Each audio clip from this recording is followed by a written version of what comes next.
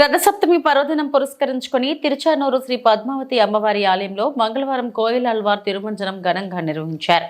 అమ్మవారి ఆలయంలో జరిగే ప్రతి ఉత్సవాలకు ముందుగా వచ్చే మంగళవారం రోజున కోయిల్ అల్వార్ తిరుమంజనం నిర్వహించడం ఆనవాయితీ.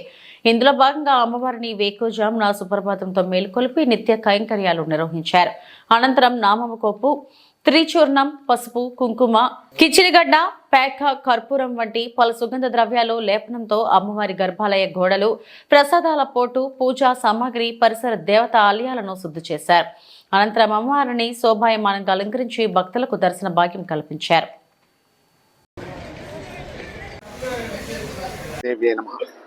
శ్రీ పద్మావతి తాయల వారికి రథసప్తమి సందర్భముగా ముందుగా వచ్చేటువంటి మంగళవారం నాడు కోయిల్ అల్వార్ తిరుమంజనం చేయడం వస్తున్నది, అనువాయితీగా వస్తున్నది, విదితమే.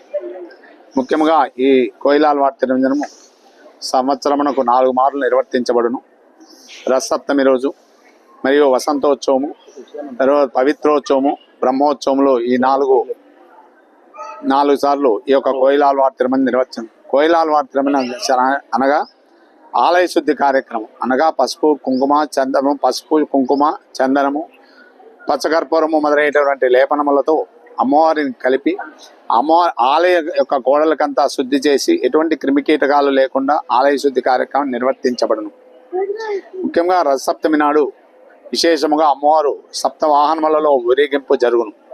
ముఖ్యముగా మనకు విశేషముగా తిరుచానూరు గ్రామంలో పద్మ సరోవరానికి ఎదురుగా ఉన్నటువంటి సూర్య భగవాన్ యొక్క ఆలయం ఉన్నది.